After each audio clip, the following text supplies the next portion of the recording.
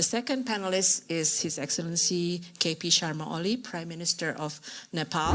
प्रधानमन्त्री केपी शर्मा ओली स्विजरल्यान्डमा जारी विश्व आर्थिक मञ्चको 49औं वार्षिक बैठकमा नेपाली प्रतिनिधिमण्डलको नेतृत्व गर्दै सहभागी हुनुहुन्छ। विश्वका विभिन्न मुलुकका राष्ट्राध्यक्ष एवं सरकार प्रमुखहरूको सहभागिता रहेको मञ्चमा प्रधानमन्त्री ओलीसँगै परराष्ट्र मन्त्री प्रदीप कुमार गेवाली र अर्थमन्त्री डाक्टर युवराज खतिवडा पनि हुनुहुन्छ। प्रधानमन्त्री ओलीले दक्षिण एसियाको रणनीतिक दृष्टिकोण बारे आफ्नो सम्बोधन राख्नु भएको छ।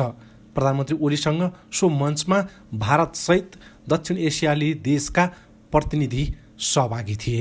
अन्य देशका प्रमुखहरू समेतको सम्बोधन रहेको र लामो समय चलेको छलफल सत्रको भिडियोबाट हामीले डिसी नेपालका हाम्रा दर्शकहरूको सुविधाका लागि प्रधानमन्त्री केपी शर्मा ओलीको सम्बोधन अंशलाई मात्रै यहाँ प्रस्तुत गरेका छौं।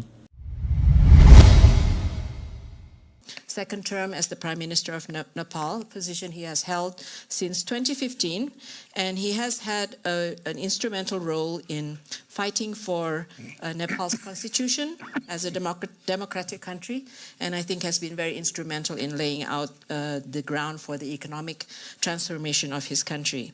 We have an excellent panel of speakers, and I'm going to start by asking Prime Minister Sharma and ask you the same question. How do you see the developments in Nepal? You're laying out some structural reform program. How is that developing? What are the main challenges? And how do you see the role of regional cooperation in playing a role in the development of Nepal? And maybe you can also reflect on, it's not just the economic issues, obviously, but there's also the security challenges and the conflicts or tensions between countries that are preventing more progressive development of SAARC or SAFTA.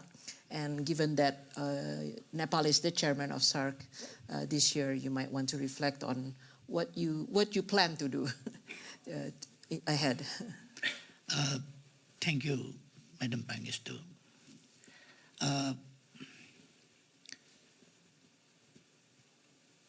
Nepal has just entered into a new phase, new stage. Nepal is developing and changing very fastly, politically and economically.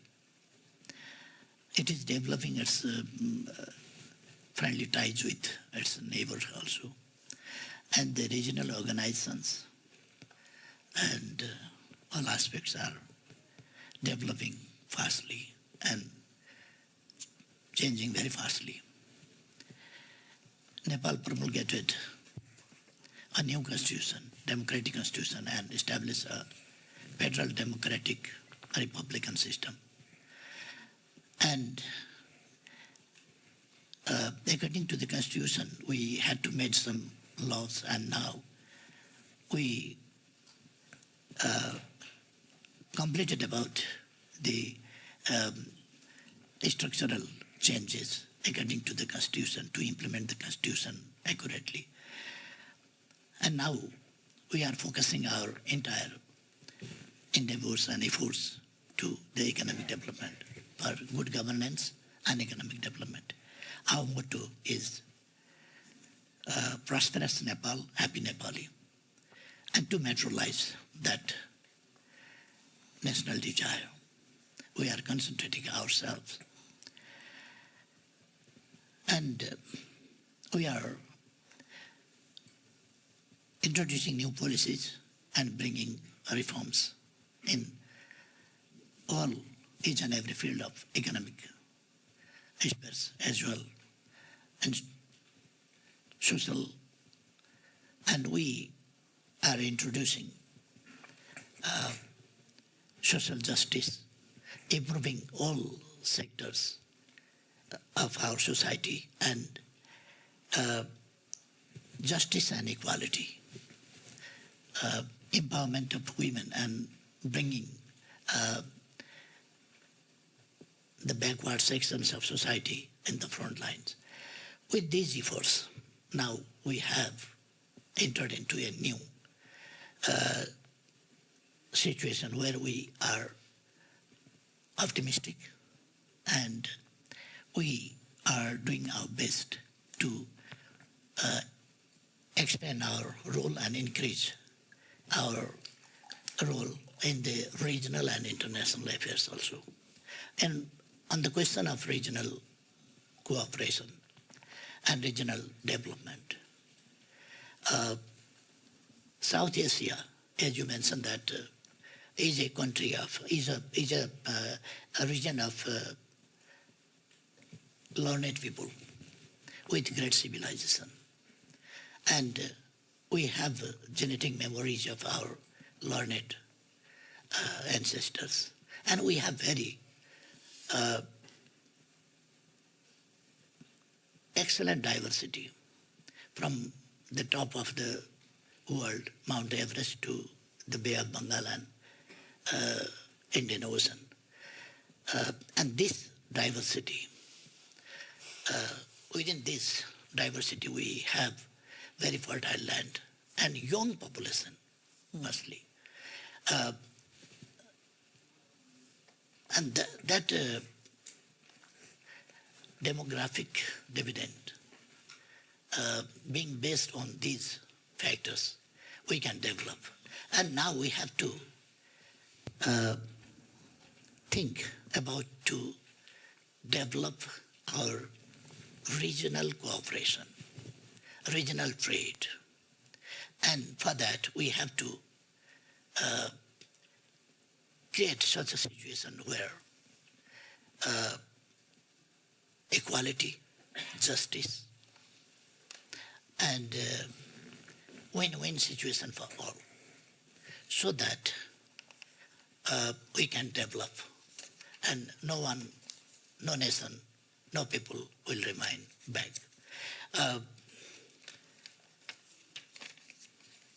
We are trying to invite investment and use technology and technology transfer and use of technology and develop connectivity between the countries. As well as we are trying to develop our trade and relationship with other ASEAN countries also. Like we are just a few months before, last year we organized 4th summit of BIMSTEC in Kathmandu, and we handed over the chairmanship of BIMSTEC to Sri Lanka. And that it means we are connected not only with SAARC, but we are connected with Thailand and Myanmar, like countries from where we can connect our trade and other connectivities. And for this, we have opened up ways and roads and land links and waterways we are going to open up from India also, and use our resources. And in this way, we can develop our regional cooperation and trade. Thank you. Thank you very much. So it's not just about South Asia, but also the possibility of South Asia with East Asia. That's I think, a very good point. Thank you. Excellency? My country, Nepal, right now, or until now, is in a weaker position in economic terms. But because of the political system and instability, Nepal was left behind. But now there is political stability. And policy also, in each and every field, policies are stable.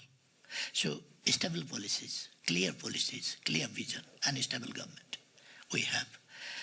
And we are giving importance to not only the public sector, but also the private sector, and equally the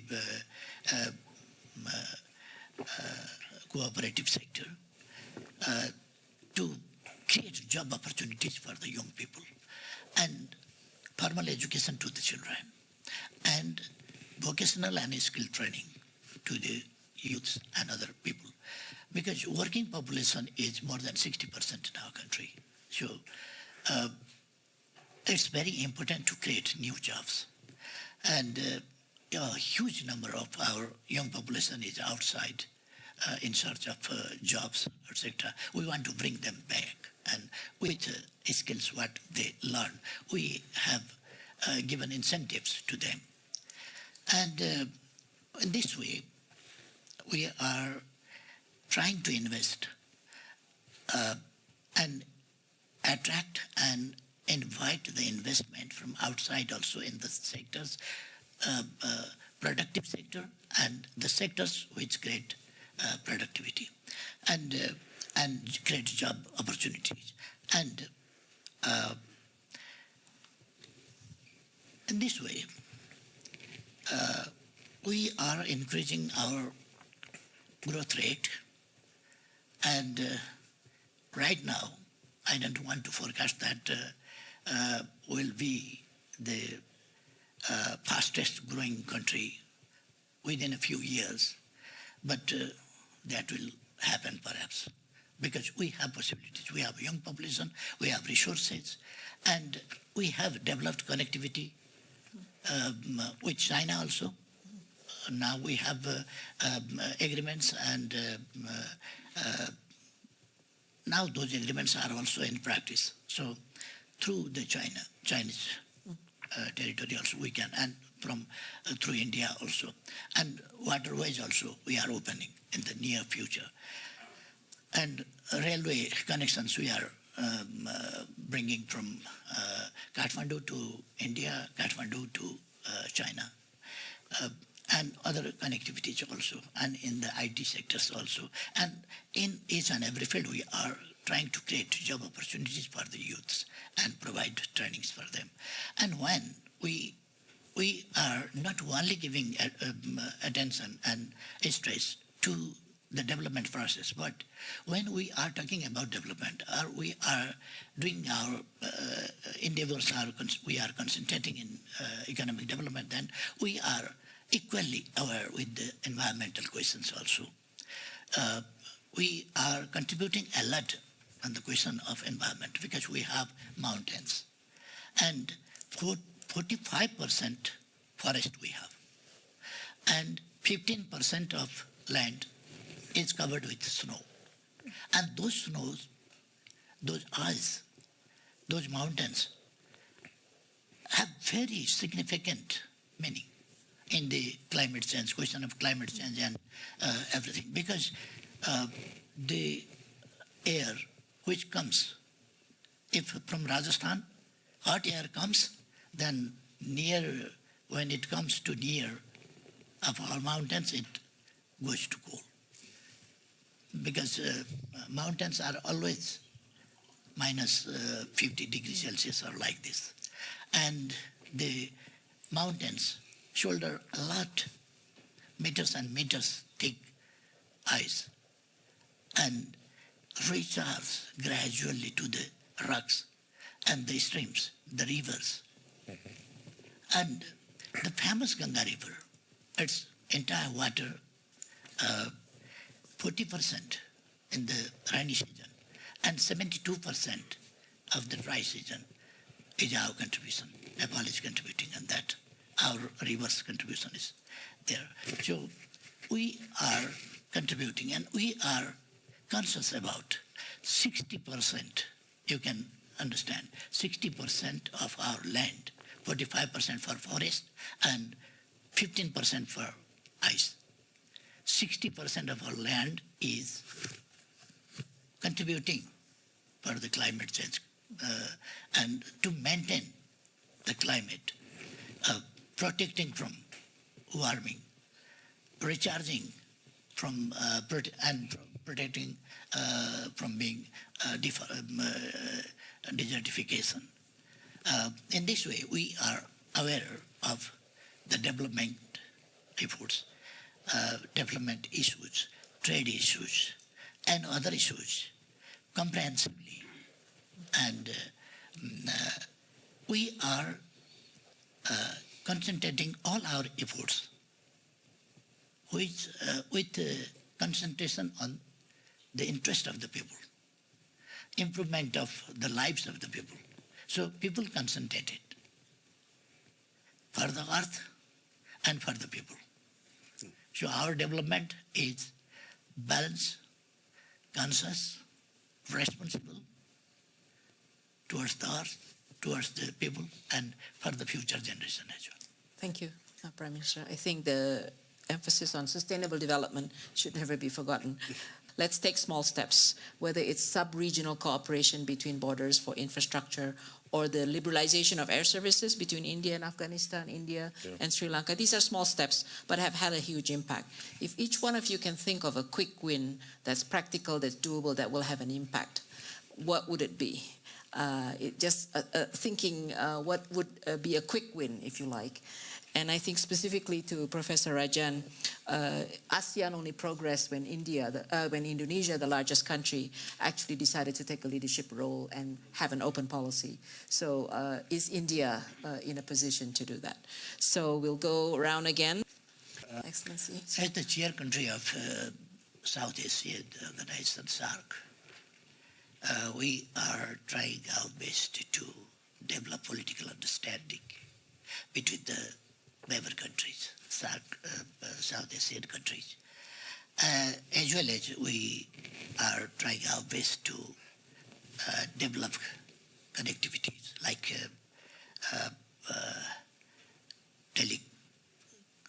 connectivity or connectivity in electricity or other connectivities. And we are discussing about tariffs and non-tariffs things, and we can bring them in a favorable situation, I think. And we have to develop understanding and remove misunderstanding and develop trust and remove untrust or mistrust among the member states and the regional countries. And we have to develop our regional trade, as we talked about. And for us, like Nepal, we cannot wait for a long time. We have to develop very fastly. So everything, in every aspect, every side, we are doing things very fast. With China, with India, with Bangladesh, and with other neighboring countries as well, we are doing new agreements and implementing them. And internally, we are making new policies to achieve our goal of faster development and to control corruption, as we mentioned. Control corruption and provide service to the people.